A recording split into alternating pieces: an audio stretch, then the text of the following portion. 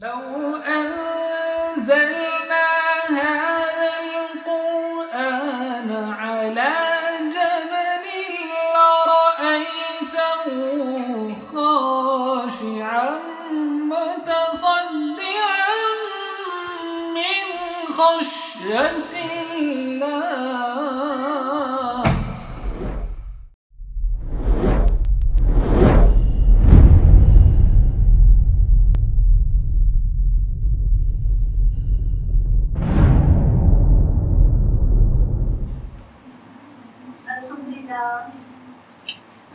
الحمدللہ والصلاة والسلام علی رسول اللہ وعلی آلہ وصحبہ اجمعین. اما بعد واعوذ باللہ من الشیطان الرجیم. بسم اللہ الرحمن الرحیم. لن تنالوا البر حتى تنفقوا مما تحبون. بسم اللہ الرحمن الرحیم. رب اشرح لی صدری ویسر لی امری واحلل عقدۃ من لسانی یفقہوا قولی. عزیزی سامعین، آپ سب کا خیر مقدم ہے اسلامی طریقے سے. السلام علیکم ورحمۃ اللہ وبرکاتہ. خلاصہ قرآن مجید میں جیسے کہ ہم میں سے ہر ایک کو معلوم ہے کہ 3 پارے مکمل ہو چکے تھے اور سورہ آل عمران ابھی بھی چل رہی ہے، اور آج ہم لوگ جانیں گے پارہ نمبر 4 اور سورہ آل عمران کے 10ویں رکوع سے. 9 رکوع ہم لوگ مکمل کر چکے الحمدللہ آل عمران کا. اب 10واں رکوع جو کہ آیات 92 سے لے کے 101 تک پر مشتمل ہے. پہلی ہی آیت رکوع کی ہے، آیت نمبر 92. لن تنالوا البر حتى تنفقوا مما تحبون.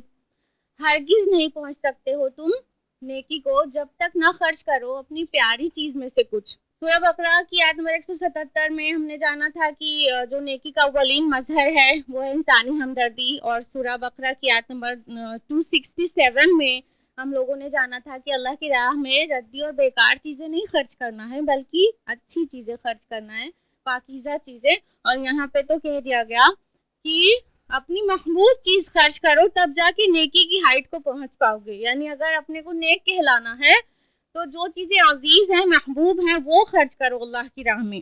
آیت نمبر 96 میں ہے کہ یقیناً جو لوگوں کی عبادت کے لیے پہلا گھر بنایا گیا تھا وہ وہی ہے جو مکہ میں ہے.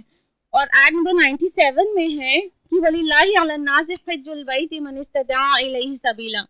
یہ اللہ کا حق ہے لوگوں پر کہ وہ اس کے گھر کا حج کریں جو اس راستے کی استطاعت رکھتے ہوں. یعنی حج بیت اللہ اللہ تعالیٰ کا حق بنتا ہے وہ بھی لوگوں پر، سب لوگوں پر. یعنی اپنے مال سے بھی اور اپنی جان سے بھی مشقتیں اٹھائیں اللہ کی عبادت میں. آیت نمبر 100 ہے کہ اے ایمان والو، اگر تم نے اہل کتاب کے کسی گروہ کی بات مان لی تو کیا کریں گے؟ وہ تمہیں تمہارے ایمان لانے کے بعد کفر کی حالت میں پھر لوٹا لے جائیں گے. تو یعنی ان کی بات نہیں ماننا ہے. آیت نمبر 101 میں ہے اور جو کوئی اللہ سے چمٹ جائے تو اس کے لیے اللہ تعالیٰ ہدایت کا راستہ آسان کر دیتا ہے صراط مستقیم کی طرف. اس کے بعد اگلا رکوع ہے آیت نمبر 102 سے 109 تک پر مشتمل، اور یہاں سے سورہ آل عمران کا نصف ثانی یعنی سیکنڈ ہاف سٹارٹ ہو رہا ہے. آپ لوگوں کو بتایا تھا کہ فرسٹ ہاف جو ہے سورہ آل عمران کا وہ 10 رکوع اور 101 آیات پر بیسڈ ہے. اب یہاں سے 102 آیت سے ہم آگے بڑھ رہے ہیں تو یہ سیکنڈ ہاف سٹارٹ ہو گیا، اور یہ جو سیکنڈ ہاف ہے وہ 2 رکوعوں پر مشتمل ہے، اور یہاں سے خطاب مسلمانوں سے خصوصاً شروع ہو رہا ہے. اور یہ جو رکوع نمبر 11 ہے اس میں 3 پوائنٹس کے لیے لاحِ عمل بتایا گیا ہے امت کو. یعنی ایکشن پلان کہ کوئی مشن ہو تو ایکشن پلان اس طرح بنانا چاہیے. سب سے پہلا نقطہ جو ہے وہ یہ کہ سب سے پہلے انسان سے کوئی کام لینا ہے تو اس کی کردار سازی ہونی چاہیے، اس کی شخصیت سازی ہونی چاہیے. لہٰذا آیت نمبر 102 ہے یا ایھا الذین آمنوا اتقوا اللہ حق تقاتی ولا تموتن الا وانتم مسلمون.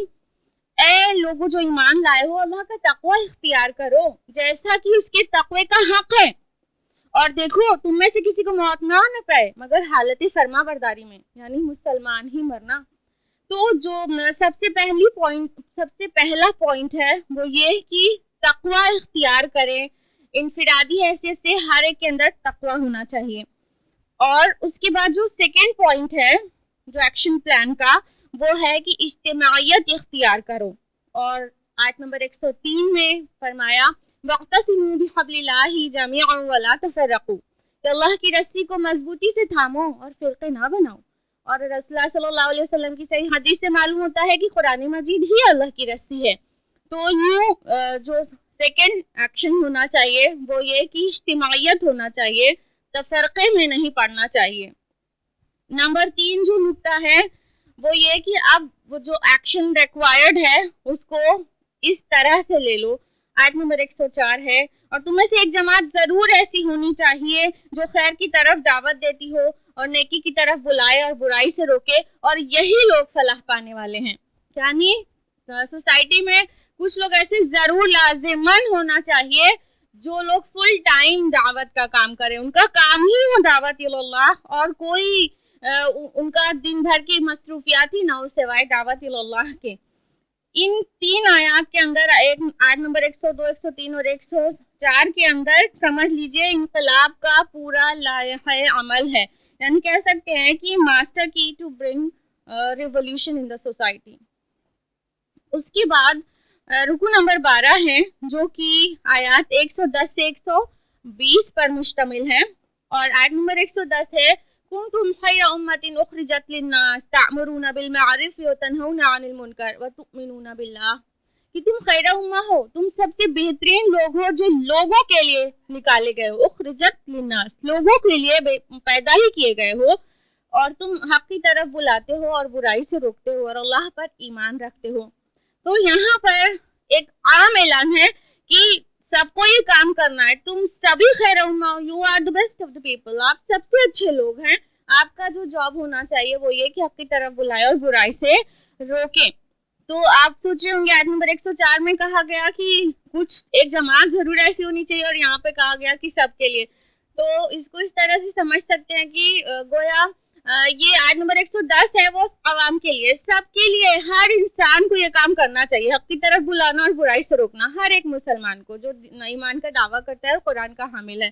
اور آیت نمبر 104 میں جو کہا گیا ہے گویا ان کے لیے کہا گیا ہے جو فل ٹائم دعوت کا کام کریں, جن کا اور کوئی کام ہی نہ ہو, وہ چاہے ڈاکٹر ہو چاہے انجینئر, لیکن اپنا پیشہ چھوڑ کے دعوت کا کام کریں. تو آیت نمبر 104 بحث کرتی ہے فل ٹائم داعیز کے بارے میں, اور یہ آیت نمبر 110 گویا سب کے لیے ہے. تو اور یہ بقرہ کی آیت 143 سے مشابہ ہے, جو شہادت الناس والی آیت ہے بقرہ میں, یہ وہی موضوع ہے یہاں پر بھی. تو یہ کیسے ممکن ہے کہ ایک مسلمان ہو اور اللہ تعالیٰ کی جو حکومت نہ ہو زمین پر اور پھر بھی چین سے بیٹھا رہے. ہم تو جیتے ہیں کہ دنیا میں تیرا نام رہے, کہیں ممکن ہے ساقی نہ رہے, جام رہے.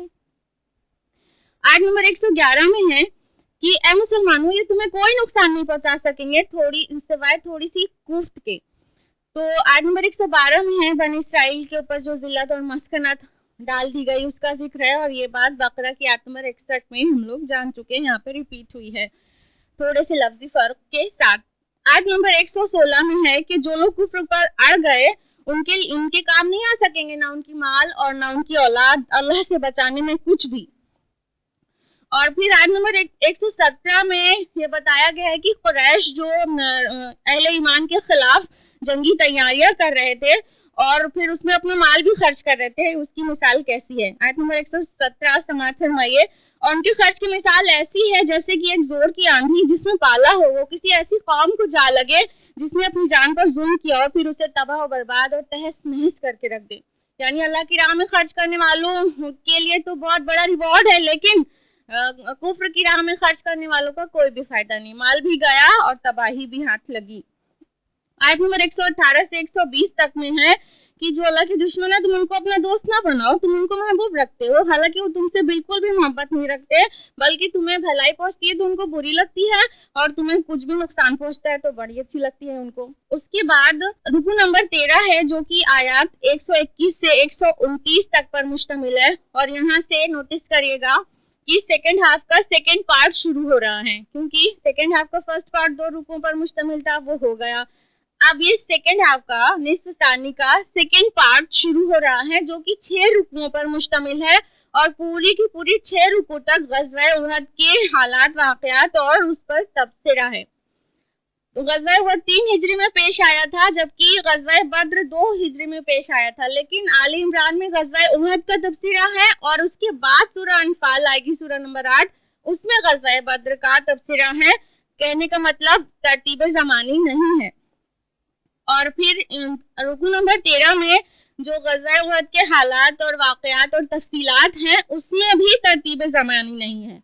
सबसे पहले रसूलुल्लाह सल्लल्लाहु अलैहि वसल्लम का अपने घर से निकलकर मैदान जंग की तरफ जाना और वहां पर मोर्चा बंदी करना और सारी चीज सेटल करना, उसका जिक्र हुआ है। उसके बाद जिक्र हुआ है उससे पहले की चीजों का, जब रसूलुल्लाह सल्लल्लाहु अलैहि वसल्लम और मुसलमानों को खबर मिल रही थी कि 3000 का लश्कर मदीना पर हमलावर होने वाला है और रसूलुल्लाह सल्लल्लाहु अलैहि वसल्लम अहले ईमान को अल्लाह की मदद और नुसरत की खुशखबरी दे रहे थे। ये उससे पहले की का जिक्र उसके बाद हुआ है।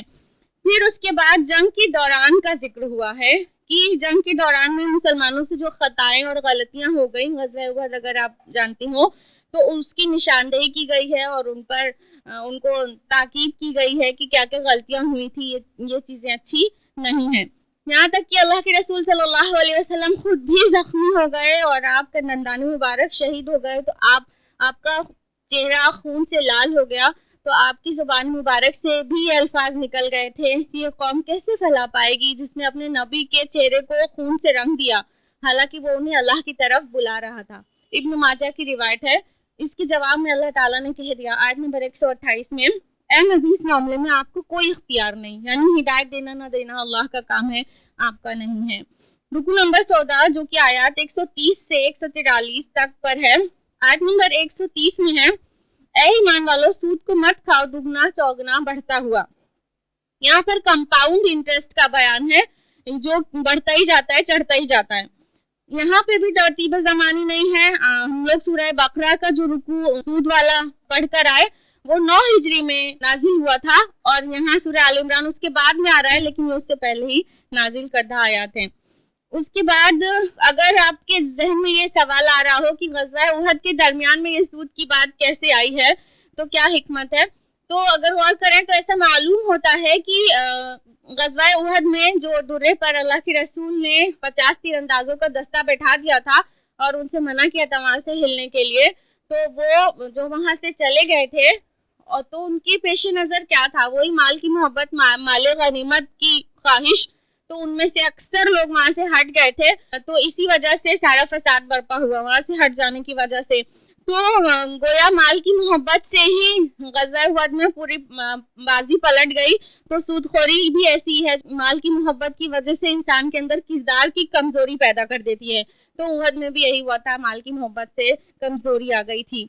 आयत नंबर 133 में है बड़ी मोहब्बत के साथ कि और मुसाबकत करो अपने रब की मग़फ़िरत के हुसूल के लिए और उस जन्नत को हासिल करने के लिए जिसकी वसअत आसमान और जमीन के जितनी है और जो तैयार की गई है अहले तकवा के लिए। तो अगर जिनको उस जन्नत में जाने का शौक हो तो अहले तकवा की निशानदेही की गई है कुछ पॉइंट्स के साथ, उसको अपनाने की जरूरत है। अहले तकवा की सिफात यहाँ पर बयान की गई है कि वो तंगी और कुशादगी दोनों हालात पर खर्च करते हैं और वो गुस्से को पी जाते हैं और वो खताओं को माफ करते हैं और वो एहसान करने वाले हैं, और गुनाह हो जाए तो अल्लाह की तरफ पलट जाते हैं और अल्लाह उनको याद आ जाता है और वो इस्तग़फ़ार करते हैं और वो गलती पर इसरार नहीं करते। ये सिफात बयान की गई है अहले तकवा की और उनके लिए जन्नत का वादा किया गया है। और आयत नंबर 139 है जो कि बहुत अहम आयत है और वो है वला तहनु वला तहज़नु व अंतुमुल आलौना इन कुंतुम मुमिनीन, कि और ना तुम सुस्ती करो और ना गमगीन हो, तुम ही गालिब रहोगे अगरचे तुम मोमिन हो। तो अगर हम समझ गए हो कि मोमिन गालिब रहने वाला है, अल्लाह का ये वादा है। अब जो मुसलमान मगलूब हो रहे हैं सारी दुनिया में, उसकी वजह यह है कि उनके दिलों में ईमान बाकी नहीं रह गया है, वरना मोमिन के गलबे का तो अल्लाह का वादा है, बस ईमान को अपनी दुरुस्त करने की जरूरत है। गालिब तो अल्लाह करके रहेगा मोमिनीन को ही। तो अब जो मगलूब है, हम इसके बारे में बहुत फिक्र करना चाहिए। उसका मतलब हमारे दिलों में ईमान बाकी नहीं है जैसे कि जरूरत है। आयत नंबर 140 में कहा गया कि और अगर तुमको कोई तकलीफ पहुंची है तो तुम्हारे दुश्मन को भी तो ऐसी तकलीफ तुम इससे पहले पहुंचा चुके हो। यानी कि गज़वा उहद में 70 सहाबा शहीद हो गए थे, तो क्या गज़वा बद्र में भी तो तुमने 70 को हलाक किया था ना, उनके बड़े बड़े सरदारों को। आयत नंबर 141 में है कि ये इसलिए हुआ कि अल्लाह ताला अहले ईमान को बिल्कुल पाक साफ कर दे और काफिरों को मिटा दे, यानी जो कशमकश और मुसीबत आ पड़ी थी तुम पर। आयत नंबर 142 में है कि तुमने क्या समझ लिया है, जन्नत में ऐसे ही चले जाओगे और अभी अल्लाह ताला ने देखा नहीं है कि तुम में से वाकईतन जिहाद करने वाले लोग कौन है और सब्र और इस्तिकामत का मुजाहिरा करने वाले कौन लोग हैं। बहुत डरने वाली आयत है कि अल्लाह ताला बहुत आजमा रहा है। रुकू नंबर 15 जो कि आयत 144 से 148 तक है।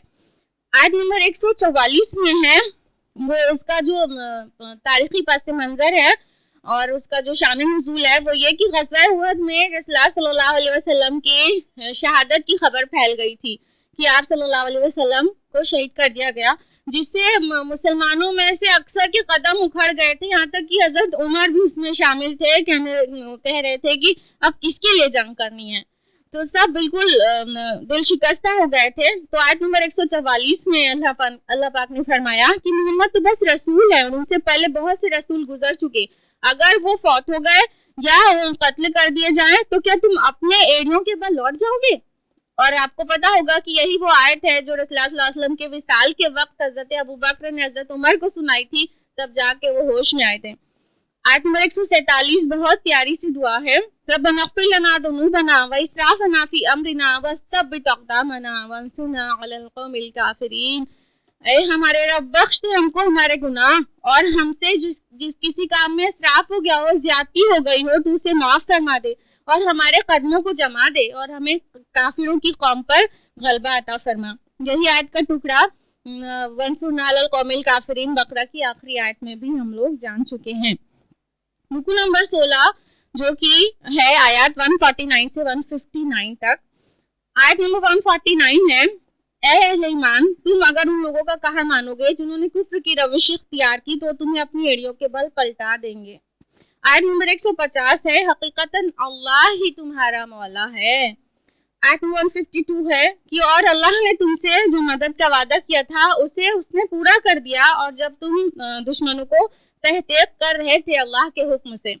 ये ग़ज़वा उहद की शुरुआती फतह का जिक्र है। शुरू में तो पूरी जंग जो है मुसलमानों के हाथ में थी और वो तो बाद में वो जब दूर से लोग हट गए तो पीछे से खालिद बिन वलीद की क़यादत में, जब तक वो ईमान नहीं लाए थे, कुफार में से थे, तो उनकी क़यादत में जब वहां से एंट्री लिए तो तब पूरी जंग पलट गई थी।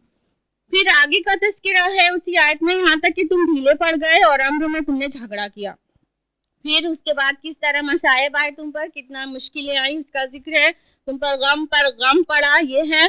फिर उसके बाद जिक्र है कि अल्लाह ताला ने तुमको इत्मीनान दिलाया एक नींद के जरिए, सब पर एक नींद तारी हो गई थी जो उनकी टेंशन को रफा करने वाली बन गई। फाइनली आयत में 152 में ही ऐलान कर दिया अल्लाह ताला ने कि और अल्लाह तुम्हें माफ कर चुका है, यानी हम भी जान जाएं कि अल्लाह ताला ने उनको माफ कर दिया जो भी उनसे लग़्ज़िश और खता सरजद हो गई थी, और हमारे दिलों में हरगिज और हरगिज सहाबा के लिए कोई रंजिश बाकी ना रहे, कोई बुग़्ज़ ना आने पाए एक रत्ती बराबर।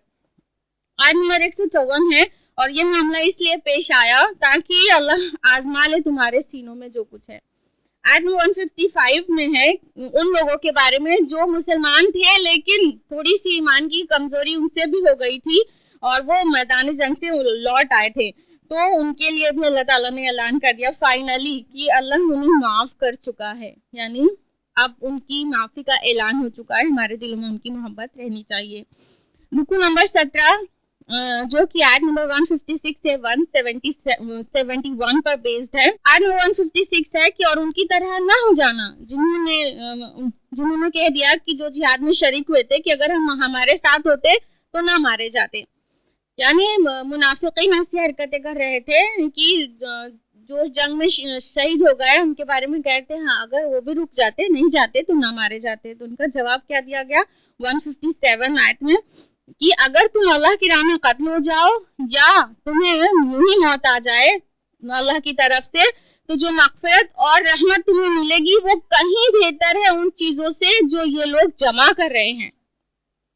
آیت نمبر 159 میں مذکور ہے کہ اور اگر آپ تندخو اور سخت دل ہوتے تو اے محمد صلی اللہ علیہ وسلم یہ بھیڑ آپ کے پاس سے کب کی منتشر ہو گئی ہوتی، یعنی آپ اللہ کی رحمت سے نرم دل ہیں، رسول اللہ صلی اللہ علیہ وسلم کو کہا گیا، اور پھر تاکید کی گئی کہ اپنے معاملات میں ان سے مشورہ لیتے رہیے اور جب فیصلہ آپ کوئی کر لیں تو پھر اللہ پر توکل کیجیے۔ آیت نمبر 160 ہے کہ اے مسلمانوں دیکھو، اگر اللہ تمہاری مدد کرے تو کوئی تم پر غالب نہیں آ سکتا، اور اگر اللہ ہی تمہیں چھوڑ دے تو کون ہے اس کے بعد جو تمہاری مدد کرے۔ اس طرح سنبھالا گیا مسلمانوں کو۔ آج بھی یہ آیت ہماری حوصلہ افزائی کے لیے کافی ہے۔ آیت 164 میں ہے جو سورہ بقرہ میں 2 بار آ چکی ہے، ایک بار ابراہیم علیہ السلام کی دعا کی شکل میں، ایک بار ان کی دعا کی ظہور کی شکل میں، آیت نمبر 129 اور آیت نمبر 151 بقرہ میں۔ یہاں تیسری بار آ گئی آیت نمبر 164 کہ در حقیقت اللہ تعالیٰ کا اہل ایمان پر یہ بہت بڑا احسان ہے کہ اس نے انہی میں سے ایک نبی برپا کیا جو انہیں اللہ کی آیات تلاوت کر کے سناتا ہے اور ان کا تزکیہ کرتا ہے اور انہیں کتاب اور حکمت کی تعلیم دیتا ہے۔ یہ انقلاب نبوی کے 4 عناصر ہیں۔ اگر ہم اس فنڈے کو سمجھ جائیں تو ہمارے زیر تعلیم جو لوگ بھی ہوں وہ لوگ میں انقلاب برپا کیا جا سکتا ہے اگر اس انداز میں ان کو سکھائیں۔ کیا کیا؟ سب سے پہلا قرآن پیش کریں، اللہ کی آیات تلاوت کرتا ہے تو قرآن پیش کرنا ہے سب سے پہلے، دوسرا اور ان کو پاک کرتا ہے تو تزکیہ کرنا ہے اس کے بعد، اور تیسرا کتاب، اور چوتھا حکمت کی تعلیم دینا ہے، سکھانا ہے، دھیرے دھیرے ہیمر اینڈ ڈاؤن کرنا ہے کہ کتاب اللہ کیا کہتی ہے اور حکمت اس کی کیا ہے، اس کو کس طرح امپلیمنٹ کرنا ہے۔ یہ 4 پوائنٹس کو سکھایا جائے تو کسی بھی مدرس اور کسی بھی مزکی کے لیے کافی ہو جائے اس انداز میں کہ اس کو بھی کامیابی مل جائے گی۔ آیت نمبر 169 ہے کہ اور ہرگز نہ سمجھنا ان لوگوں کو جو اللہ کی راہ میں قتل ہو گئے ہیں کہ وہ مردہ ہیں، بلکہ وہ زندہ ہیں اور اپنے رب کے پاس رزق دیے جاتے ہیں۔ بقرہ میں آیت نمبر 154 اس موضوع پر گزر چکی ہے، اور اس کی جو تفصیلات ہے وہ یہ کہ شہداء کو فوری جنت میں داخلہ مل جاتا ہے۔ مسلم شریف کی روایت میں ہے کہ شہداء کی روحوں کو جنت کے سبز پرندوں کی سینے میں داخل کر دیا جاتا ہے جو وہاں کھاتے پھرتے ہیں۔ تو باقی سب کا تو جب اہل جنت جو ہیں بھی ان کا حساب کتاب ہونے کے بعد جنت میں داخلہ ملے گا، لیکن شہداء کے لیے خاص ہے کہ جیسے ہی انتقال کرتے ہیں ویسے ہی ان کی روحوں کو جنت میں داخل کر دیا جاتا ہے۔ وہ تبھی سے ان کو جو برزخ والے لائف کے بجائے وہ جنت میں مزہ ملنا شروع ہو جاتا ہے۔ رکو نمبر 18 ہے جو کہ آیت نمبر 172 سے 180 تک پھیلا ہوا ہے۔ اس میں آیت نمبر 173 میں محسنین اور متقین کے لیے اللہ تعالیٰ نے فرمایا کہ یہ وہ لوگ ہیں جن کو کہا جاتا ہے جب کہ تمہارے خلاف بہت بڑی فوج اکٹھا ہو گئی ہے، جمع ہو گئی ہے، پس تم ان سے ڈرو۔ تو اس بات نے ان کے ایمان کو اور زیادہ بڑھا دیا اور انہوں نے کہا حسبنا اللہ و نعم الوکیل، کافی ہے ہم کو اللہ اور وہ بہتر کارساز ہے۔ ایمان کا یہ تقاضا ہے کہ جو کوئی ڈرائے تو ایمان اور بڑھ جانے والا ہے۔ آیت نمبر 175 ہے کہ اے مسلمانوں، یہ شیطان ہے جو تمہیں اپنے ساتھیوں سے ڈراتا ہے، تم ان سے نہ ڈرو، تم مجھ سے ڈرو۔ اصل میں مدینہ کے یہود اور مکہ کے مشرکین مسلمانوں کے خلاف کوئی نہ کوئی ساز باز، کوئی نہ کوئی پلاننگز کرتے رہتے تھے، تو اس کے ضمن میں کہا گیا کہ تم رنجیدہ مت ہو، یہ تمہارا کچھ بھی نہیں بگاڑ سکتے ہیں، یہ سیلاب میں آئے اوپر کے جھاگ کی طرح ہے، یہ ابھی بیٹھ جائے گا۔ آیت نمبر 176 میں کہا کہ وہ ہرگز اللہ کا کوئی نقصان نہیں کر سکتے، اور کافروں کو تنبیہ کر کے کہا کہ آیت نمبر 178 میں کہ کافر یہ نہ سمجھیں کہ یہ مہلت ان کے لیے بہتر ہے، بلکہ اللہ تو صرف انہیں ڈھیل دے رہا ہے۔ یوں 6 رکوعوں پر مشتمل جنگ احد والا موضوع مکمل ہوا۔ اب آخری 2 رکوع ہیں سورہ آل عمران کے 19واں اور 20واں رکوع، اور یہ آخری 2 رکوع جو ہیں کنکلیوڈنگ رکوع ہیں سورہ کے۔ تو 19واں رکوع آیت نمبر 181 سے 189 تک ہے۔ آیت نمبر 181 ہے، اللہ نے سن لیا قول ان لوگوں کا جنہوں نے کہا کہ اللہ فقیر ہے اور ہم غنی ہیں، استغفر اللہ۔ یہ یہود کا بھی قول ہو سکتا ہے اور منافقین مدینہ کا بھی ہو سکتا ہے، جو بقرہ میں آیت تھی کہ اللہ کو قرض حسنہ دیتے ہیں، تو ان لوگوں نے اس طرح استہزاء کیا کہ اللہ نعوذ باللہ فقیر ہو گیا ہے اور ہم غنی ہیں، وہ قرض مانگ رہا ہے، وہ فقیر ہو گیا، استغفر اللہ۔ آیت نمبر 183 میں یہود کی ہٹ دھرمی کا، ان کی کٹ حجتی کا ذکر ہے۔ وہ کہہ رہے تھے کہ ہم کسی رسول پر ایمان نہ لائیں گے جب تک کہ وہ ایسی قربانی پیش نہ کرے جس کو آگ کھا جائے۔ اصل میں بنی اسرائیل کی ابتدائی دور میں یہ ایک نشانی ہوا کرتی تھی کہ قربانی کی قبولیت ایسے ہوتی کہ آسمان سے ایک شعلہ آتا اور اس قربانی کو بھسم کر دیتا، وہ اس کے قبول ہونے کی نشانی ہوتی۔ تو اب یہ رسول اللہ سے یہ ڈیمانڈ کر رہے تھے، تو ان کو جواب میں کہا گیا اسی آیت میں کہ ان سے کہیے کہ تمہارے پاس بہت سے رسول آ چکے واضح معجزات لے کر اور وہ چیز بھی لے کر جس کو تم طلب کر رہے ہو، پھر تم نے انہیں قتل کیوں کیا اگر تم واقعی سچے ہو۔ آیت نمبر 185 میں وعید سنائی گئی، کل نفس ذائقۃ الموت، ہر نفس کو موت کا مزہ چکھنا ہے، تو تم کو تمہارے اعمال کا پورا بدلہ تو قیامت کے دن دیا جائے گا، اور دنیا کی زندگی تو کچھ بھی نہیں محض دھوکے کے سامان کے۔ یہ باتیں ہمارے لیے بھی ہیں کہ ہم ان کو پہچانیں، ان کو جانیں۔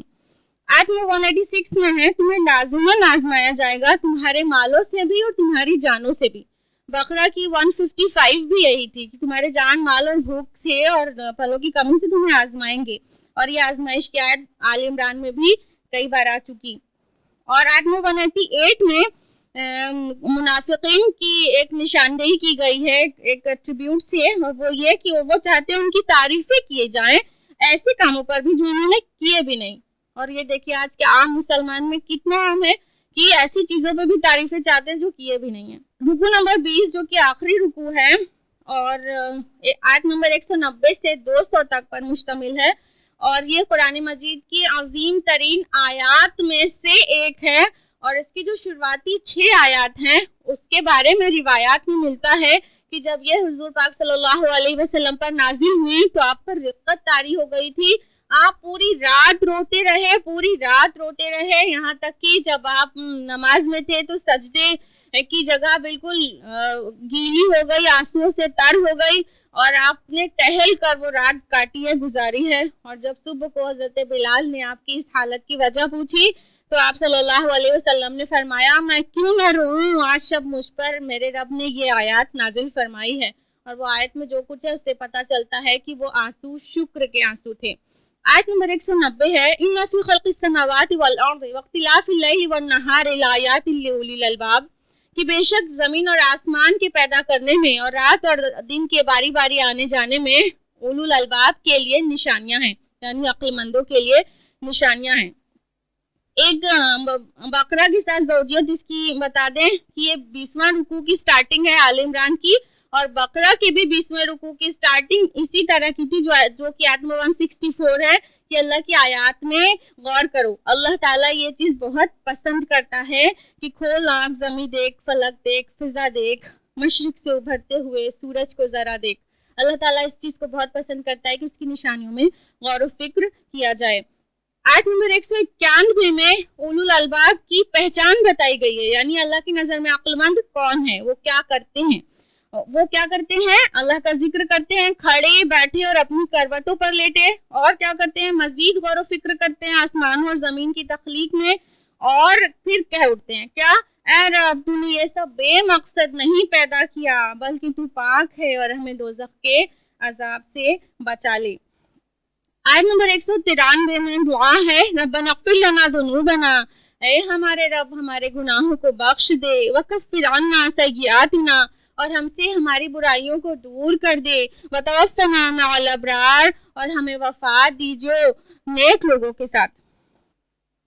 آیت نمبر 194 میں دعا کنٹینیو ہوتی ہے یہاں تک کہ آیت نمبر 195 میں جواب آ جاتا ہے، فاستجاب لهم ربهم، تو ان کے رب نے ان کی دعا قبول فرما لی، اللہم ربنا اجعلنا منہم، اور پھر ان کے لیے جنت کا وعدہ کیا۔ آیت نمبر 196 میں ہے کہ اے نبی ان کافروں کی شہر میں چلت پھرت آپ کو دھوکے میں نہ ڈال دے، یہ تو تھوڑا سا فائدہ اٹھانا ہے، پھر ان کا ٹھکانہ جہنم ہے۔ اس کے بعد آیت نمبر 200 ہے اور بہت غور کرنے والی آیت ہے، یا ایھا الذین آمنوا اصبروا وصابروا ورابطوا واتقوا اللہ لعلکم تفلحون، اے اہل ایمان صبر کرو اور مقابلے میں ایک دوسرے سے صبر کرو اور مربوط رہو، یعنی ڈسپلنڈ رہو اور اللہ کا تقوی اختیار کرو تاکہ تم فلاح پا جاؤ. تو جب مشکل گھڑی آئے گی تو سب کچھ سہنے کے لیے صبر کے دہانے کھل جانا چاہیے.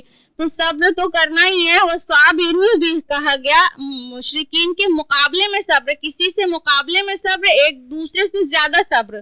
تو مقابلے میں بھی صبر کرو, اپنے لیول پہ بھی کرو, دوسرے سے زیادہ صبر کرنے کی کوشش کرو اور ڈسپلن رہو, مربوط رہو. ویل ڈسپلن میں رہ کے ہی انسان کسی بڑے مشن کو جیت سکتا ہے اور یہی فلاح کی کنجی ہے. اس کے بعد سورہ نساء سٹارٹ ہوتی ہے. یہ آخری آیت تھی سورہ آل عمران کی. الحمدللہ ہم لوگوں نے آل عمران تک کا موضوع سمجھ لیا اور اس کی تھوڑا سا خلاصہ جان لیا. اب سورہ نساء سٹارٹ ہو رہی ہے, پارہ ابھی چل رہا ہے, چوتھا پارہ. سورہ نساء 24 رکوع اور 176 آیات پر مشتمل ہے. زمانہ نزول کے اعتبار سے سورہ نساء 3 ہجری کے آخر سے لے کر 4 ہجری کے آخر تک یا 5 ہجری کے شروع تک کے مختلف اوقات میں نازل ہوئی ہے. سورہ نساء اور سورہ مائدہ آپس میں جوڑا ہے, سورہ بقرہ اور آل عمران آپس میں جوڑا ہے, اور سورہ نساء کا جو جوڑا ہے وہ ہے سورہ مائدہ جو اس کے بعد آئے گی. جوڑے کی تعریف پتہ ہے نا, پیر کس کو کہتے ہیں؟ دو یا دو سے زیادہ چیز آپس میں مل کر ایک مقصد کو پورا کریں تو وہ جوڑا کہلاتی ہیں. تو ہمیشہ سملیرٹی ہونا ضروری نہیں ہے, ایک چیز ایک جگہ ہے, دوسری چیز دوسری جگہ, دونوں مل جائے تو ایک کام ہو جائے, یہ ضروری ہے اس میں. تو سورہ نساء اور مائدہ جوڑا ہے, اور نساء کی جو شروعات ہے وہ یا الناس سے ہوتی ہے لوگوں, اور مائدہ کی شروعات یا الذین آمنوا سے ہوتی ہے, اے ایمان والو. یعنی ایک جگہ لوگوں کو خطاب ہے, ایک جگہ اہل ایمان کے خطاب سے شروع, دونوں مل کے جوڑا بن گئے. اسلوب کے اعتبار سے دونوں صورتیں سورہ بقرہ کے نصف ثانی کے مشابہ ہیں, یعنی کہ ان میں چند مضامین کی لڑیاں ہیں جو ایک رسی کی طرح پیروئی ہوئی ہیں, اور الگ الگ مضامین الگ الگ ٹائم پہ آتے رہتے ہیں. پہلی لڑی یا یوں کہیں کہ ایک ٹائپ کی آیات ہیں جو خطاب کرتی ہیں اہل ایمان سے, یعنی قتال, انفاق, کام شریعت اور عبادات وغیرہ کے معاملے میں. اور دوسری لڑی یا دوسرے ٹائپ کی آیات ہیں جن میں خطاب ہے اہل کتاب سے, یعنی یہود اور نصارہ سے. اور تیسری لڑی یعنی تیسری ٹائپ کی جو آیات ہیں اس میں خطاب منافقین سے ہے, اور یہی سب سے بڑا حصہ ہے. تھوڑی سی کم آدھی سورہ منافقین سے خطاب کرتی ہے یہ سورہ نساء. سورہ بقرہ اور سورہ آل عمران میں بہت کم ہے جتنا بھی منافقین کے بارے میں. بقرہ میں تو منافق ورڈ آیا ہی نہیں, آل عمران میں ایک دو جگہ آیا, لیکن سورہ نساء میں اس کو کھول کے رکھ دیا گیا ہے, اور بہت مفصل بحث ہے منافقین کے تعلق سے سورہ نساء میں. اور غور کرنے کی جو بات ہے وہ یہ کہ منافقین سے خطاب یا الذین آمنوا سے ہی ہوتا ہے, اے لوگوں جو ایمان لائے ہو, کیونکہ قانوناً وہ بھی ایمان لائے ہیں, قانونی مومن وہ بھی کہلاتے ہیں. کہیں پہ بھی یا الذین نافقوا لفظ نہیں آیا ہے. تو غور کرنے کی بات ہے کہ کہاں پہ خطاب منافقین سے ہے, کون سی بات ایسی ہے جو منافقین کے بارے میں کہی جا رہی ہے, اور کون سی بات ایسی ہے جو حقیقی مومن کے بارے میں کہی جا رہی ہے. خود سمجھنے والی بات ہے. مضمون کے لحاظ سے سورہ نساء میں معاشرتی احکام ہے, اور اگر ہم دیکھیں تو انسانی تمدن یعنی ہیومن سیولائزیشن ہے, اس کی جو بنیاد ہے, بنیادی چیز ہے وہ معاشرہ ہے, اور معاشرے میں بنیادی اہمیت حاصل ہے مرد اور عورت کے تعلق کو. تو اس موضوع پر یہاں پہ ڈسکشن ہے خصوصاً خواتین کے بارے میں, اور نساء کا معنی بھی خواتین ہوتا ہے. اور دوسری چیز یہ کہ معاشرے میں کئی کمزور طبقات ہوتے ہیں جن کے حقوق کو لوگ چھین لیتے ہیں اور انہیں نہیں دیے جاتے, تو ان کمزور طبقات کی طرف توجہ ہے اور ان کے احکام ہیں. اور تیسری بات یہ کہ معاشرے میں جو جنس ہے یعنی سیکس ہے وہ بھی بہت اہم چیز ہے. اگر جنسی نظم و ضبط نہ ہو, اگر سیکس ڈسپلن موجود نہ ہو تو بے راہ روی کو روکنا بہت دشوار ہو جاتا ہے. تو اس بے راہ روی سے نپٹنے کے لیے بھی شروعاتی احکام اس سورہ میں آئے ہیں. اور سورہ مائدہ اس تمدن کے لحاظ سے بلند ترین منزل پر اس میں بحث کی گئی ہے, یعنی عدالتی نظام اور چوری ڈاکہ زنیوں کی حدود اور سزائیں وغیرہ. سورہ نساء اور مائدہ دونوں اہل کتاب سے بالکل فائنلی فیصلہ کن خطاب کرتی ہے. بقرہ اور آل عمران میں شروعات اور یہاں فیصلے کے انداز میں ہے. अब बाकायदा शुरू करते सूरह निसा का रुकू नंबर 1 जो कि आयत 1 से 10 तक पर मुश्तमिल है। पहली ही आयत है या अय्युहन्नासु इत्तक़ू रब्बकुमुल्लज़ी खलक़कुम मिन नफ्सिन वाहिदा व खलक़ मिनहा ज़ौजहा व बस्स मिनहुमा रिजालन कसीरन व निसा, कि ऐ लोगों अपने रब का तकवा इख्तियार करो जिसने तुम्हें एक जिन्स से पैदा किया और उसी से उसका जोड़ा बनाकर उससे उन दोनों से बहुत सारे मर्द और औरतें फैला दी। अब गौर करने की बात जो है वो ये कि माशरती मसाइल के ज़िम्मन में गुफ्तगू शुरू हो रही है। सबसे पहले कहा जा रहा है कि अपने खालिक और मालिक का तकवा इख्तियार करो। मजीद फरमाया गया कि रिश्तों का लिहाज करो, यकीनन अल्लाह तुम पर निगरां है। और यही तकवा की रूह है कि समवन इज वॉचिंग मी, कि कोई मुझे देख रहा है, कोई मुझे वॉच कर रहा है, उसे उसके हुजूर में खड़ा होकर जवाब देना है, यही तकवा की रूह है। आयत नंबर 2 में है कि यतीमों के माल उनके हवाले कर दो, यानी माशरे में जो दबे हुए तबकात हैं उनमें सबसे अहम है यतीम, और यतीमों के हुकूक नहीं दिए जाते थे अय्यामुल जाहिलिया में, या यूं कहें कि दौरे जहालत फिर से लौट आया है। आयत नंबर 3 में है कि अगर तुम्हें अंदेशा हो कि तुम यतीम बच्चों के साथ इंसाफ ना कर सकोगे तो जो औरतें तुम्हें पसंद हो तुम उनके साथ निकाह करो, 2-2, 3-3 या 4-4। तो यहाँ पे 2 बात समझ में आई। एक बात तो ये कि यतीमों के साथ निकाह करना है तो फिर उन्हें भी मेहर देना होगा, उनके हुकूक अदा करना होगा। लेकिन अगर तुम्हें खतरा हो कि यतीम लड़कियों के साथ निकाह करोगे तो उनका हुकूक ना दे पाओगे क्योंकि कोई सर पे मुसल्लत नहीं है, तो उनसे मत करो निकाह, दूसरी औरतों से करो, 2 करो या 3 करो या 4 करो। तो दूसरी बात ये समझ में आई कि अपर लिमिट तय कर दी गई निकाह की कि मैक्सिमम 4। अय्यामुल जाहिलिया में 100 निकाह करके छोड़े जाते थे एक एक बीवी को और वो बिल्कुल मुअल्लक होके रह जाती थी। तो अपर लिमिट तय कर दी गई कि मैक्सिमम 4, ये सिर्फ 4 निकाह से ज्यादा नहीं किया जा सकता, वो भी शर्त के साथ कि अगर तुम्हें अंदेशा हो कि उनके दरमियान अदल ना कर सकोगे तो सिर्फ 1। तो अदल करना अज़वाज के दरमियान ये शर्त है एक से ज्यादा निकाह की। बीवी से पूछना जरूरी नहीं है लेकिन उनके दरमियान अदल करना जरूरी है। अगर अदल करने का पूरा भरोसा अपने ऊपर तभी एक से ज्यादा निकाह होना चाहिए, अदरवाइज एक पर ही इत्तिफाक कर लेना चाहिए। आयत नंबर 4 में है कि और औरतों को उनके मेहर खुशदिली के साथ अदा कर दो, और अगर वो अपनी मर्जी से ही छोड़ दें तो फिर खुश होकर खा लो। तो यानी औरतों का मेहर उनका हक है और वो भी मारे बांधे का सौदा नहीं, मुफ्त की चट्टी महसूस करके नहीं, खुशी के साथ उनके मेहर अदा करना चाहिए। आयत नंबर 7 में विरासत के मुताल्लिक फरमाने इलाही है कि वालिदैन और रिश्तेदारों ने जो तरका छोड़ा है उसमें से मर्दों का भी हिस्सा है और औरतों का भी, चाहे विरासत थोड़ी हो या ज्यादा, लेकिन हिस्सा मुकर्रर कर दिया गया है अल्लाह की तरफ से, अल्लाह ने फर्ज किया है वो हिस्सा। और उसके बाद रुकू नंबर 2 जो कि आयत 11 से 14 पर मुश्तमिल है, ये बहुत मुख्तसर रुकू है देखने में और बहुत जामे रुकू है। 4 आयत, सिर्फ 4 आयत जामियत की इंतहा है कि इन 4 आयत के अंदर इस्लाम का पूरा कानून विरासत मौजूद है। और ये कुरान मजीद का एजाज है क्योंकि कानून विरासत इन 4 आयत की तफसील देने में कितनी जिल्दें खर्च हुई हैं फुक़हा को।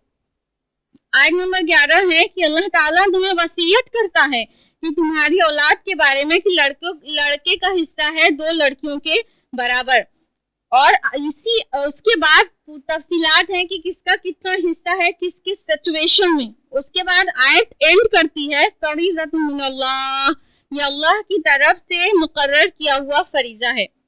अब हम चाहेंगे कि आप गौर करें कि जो डिस्ट्रीब्यूशन ऑफ वेल्थ है उसका ऑर्डर स्टार्ट कहाँ से हो रहा है और उसी आयत में एंड कहाँ पे हो रहा है।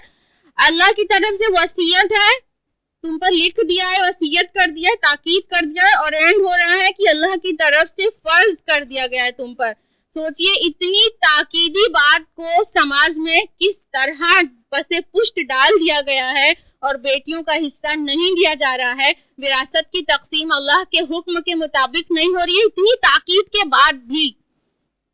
आयत नंबर 14 में बयान किया गया, और जो कोई भी अल्लाह और उसके रसूल की नाफरमानी करेगा और उसकी हुदूद से तजावुज करेगा وہ اس کو آگ میں داخل کر دے گا جس میں وہ ہمیشہ رہے گا اور اس کے لیے اعانت آمیز عذاب ہوگا۔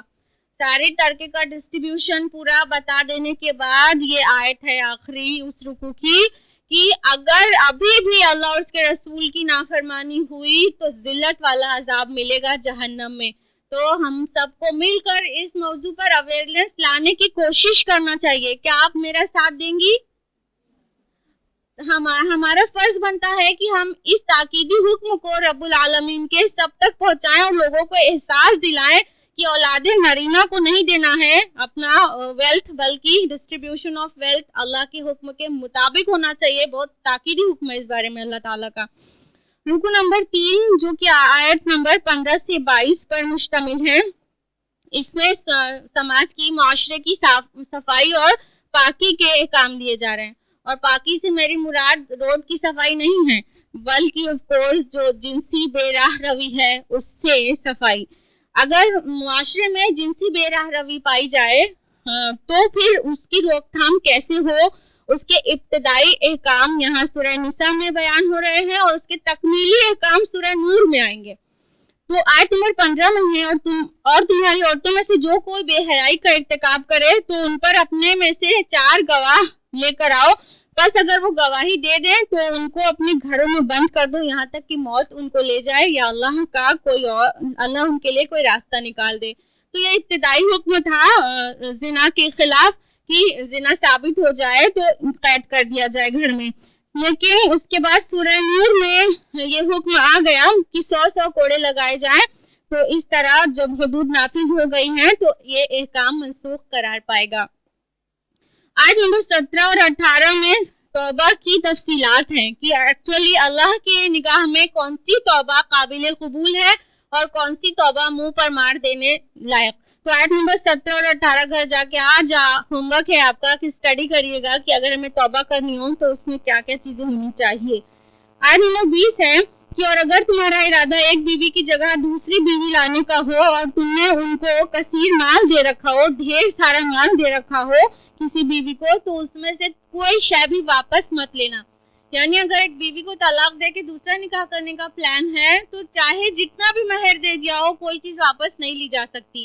یہی آیت ہے جو حضرت عمر کی دور خلافت میں ایک عام عورت نے اس کو پیش کیا تھا جب حضرت عمر رضی اللہ عنہ مہر کی اپر لمٹ طے کر رہے تھے۔ جب یہ آیت سامنے آئی اور عورت نے کہا کہ عمر جو کام اللہ نے نہیں کیا وہ تم کیسے کر سکتے ہو، جب اللہ تعالیٰ کہہ رہا ہے ڈھیر سارا مال دیا جا سکتا ہے مہر میں تو تم اپر لمٹ کیسے طے کر سکتے ہو؟ فوراً سرنڈر کر لیا اپنی رائے سے، اور اس مہر کی کوئی اپر لمٹ نہیں طے کی گئی ہے، الا یہ کہ استطاعت کے مطابق مہر کی ڈیمانڈ ہونا چاہیے۔ آیت نمبر 22 ہے اور جن عورتوں سے تمہارے باپ نکاح کر چکے ہوں ان سے نکاح مت کرو۔